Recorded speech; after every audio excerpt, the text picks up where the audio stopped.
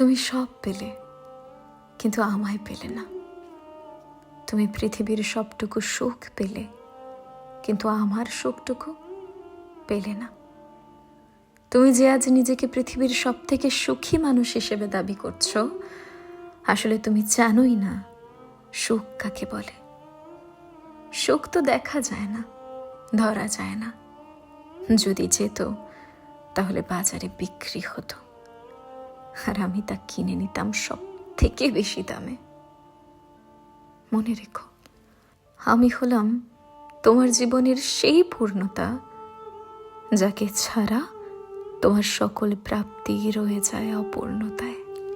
আমি হলাম মহাবিশ্বের একটি উজ্জ্বল নক্ষত্র, আর তুমি হলে সেই নক্ষত্রের এই মহাবিশ্ব।